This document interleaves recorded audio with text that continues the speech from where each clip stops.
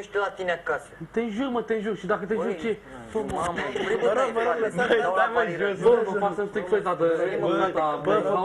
stați puțin, nu vă bateți afară, nu aici, alo, vă rog. Vă rog, calmați-vă. Venit aici Da, să vă știi rog, să mă domnul bag cu ăsta. Ștefan. Da, până da. Spuneți. Mă, uite-te, bă, la tine, bă. Bine, frate. Ei, mă, chidule, e tu, e... Nu vorbești, mă, uite-te la Da, bă, gura da, ta. suntem, mă, nu vezi? Niște măcați-și gura ta. Ești Pokémon, drag, uite-te Vă la rog, tine. vă rog, dați-ne microfoanele, vă rog eu mult, da? Haideți, domnul Ștefan, continuați. Și aș mai dori să spun că în alte țări nu se face așa ceva. Deci sunt mai puține cazuri de sinucidere. Deci e pentru că acolo este... Dar dumneavoastră ați avut tentativă de suicid? Nu, deloc. Deci acolo e Păi de ce, domnule, n-ați avut și dumneavoastră? Că toată lumea Bă, se dar lasă ce să faci, se mă, sinucide. tu binstigi acum, ia uite-l pe ăsta, mă. Dar nu vezi, băi, Eu nu dau că mă mesajele enervezi alea. acum, dar taci, băi, nene, bă, din gură, bă, lasă-mă să vorbesc aici, în direct. Păi zici că stai pe cali, bă, uite-te la el. Lasă-mă, mă, să vorbesc. Păi tu nu vezi că instigi, frate, tu Bă, dar nici cum la giu plecă, Alo, vă rog, vă rog eu mult, terminați-vă, vă rog. Stai, mă, băi, Vă rog eu mult, vă rog, Canișule, stai, mă. calmați-vă, vă rog eu mult. Deci omul se duce în altă țară ca să muncească. Pentru că acolo sunt bani, acolo te înțelegi din aproape fiecare om și acolo poate chiar ai cu ce să te înțelegi. Ce, mă, tai, mă, cu becheta, cu ce, mă? Las că Și pe mine acolo pe ce să poate- te nu faci. Mie și venele. Vă rog, haideți. Băi, gata, mă, termină și... Da. Deci în altă țară îți poți crește copii, dacă așa... Și nu... Și acolo ai unde munci, ai un ban, dar de România nu ai. Deci poate trăim într-o Românie blestemată. Ce faci cu mai mă lași singur? Să mă dai ăștia că mă Voi ce părere aveți despre asta? Spuneți, da, domnul Ștefan. Deci, v-am spus că dacă intrați pe i5, găsiți profiluri care seamănă cu ei. Seamă schilodule. Băi, nebunule. Bă, Vezi că ai 30 de kg. și tu câte aveam? Ia două parte în parte cu mine, băi, ăsta. Alo, vă rog eu mult, terminați-vă. Tare în gură. Păi tu Hai, nu-l vedeți că se dă șmecher. Ai, cum că mai mic jumate, mai mult ca tine, mă, te bate, mă, te bate. Dar de la ce v-ați luat? Stați puțin, dar ce Păi nu v-ați- vedeți Păi ce suferă ca faci, un domnule, saiure. sau o emisiune orice și dacă a au piață, freze uite ce- câți, băi, cocalarule, uite câți de aici. Că mâncați în gura ta de unde râs. cocalarul, Păi tu nu te uiți la tine, mă, albule. Vă rog eu mult.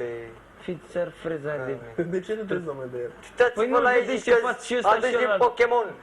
Bulbazar și... Cine i-a dus pe ăștia aici? Charizard, Ăsta de la cât gură. așa, mă? Păratați ăștia doi? Băi, Pikachu, taci. Ăștia doi? Vă rog eu mult, vă rog, Ăștia? vă rog.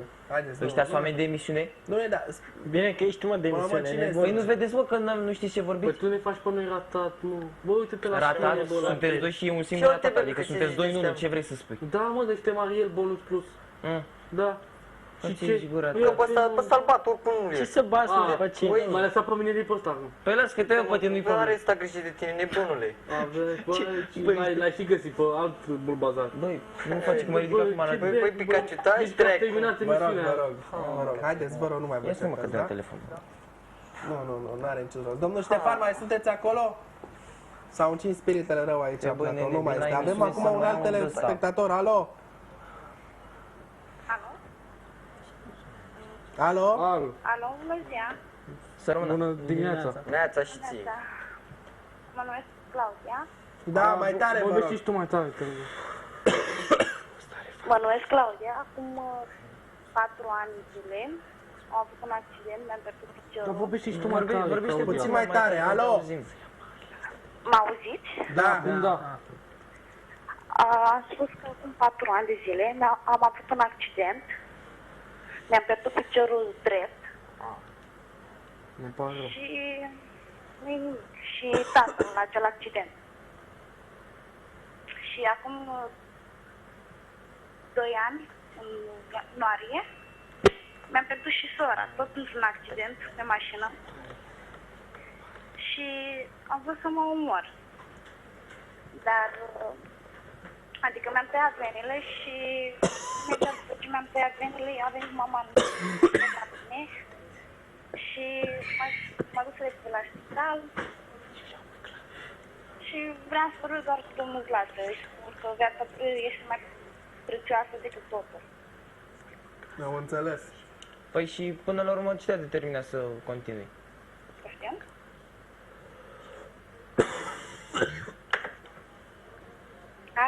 Da, vă auzim. N-am înțeles ce ați spus. Ce te-a determinat să îți continui viața? Cu toate că ai întâmpinat niște greutăți enorme pentru un copil. Faza e că în acea zi când mi-am tăiat pe venerele, a visat mama, eu am emoții, mă scuzați. Mama l-a visat pe tata și a spus că vreau să mă omor și de atunci am zis că viața mai viața decât tot. Păi tu ești practic un model pentru toți care vor să se sinucidă. Acum, serios.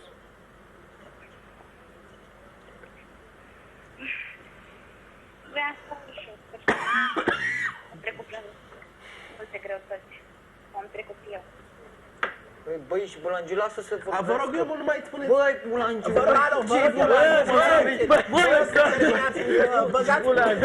revenim după, stați puțin, revenim după o scurtă, dați un videoclip, vă rog eu mult. Hai, terminați, Calmați-vă de ce pe băiat, da, bă, ce, că pot să mai dau o palmă. terminați, vă rog eu mult.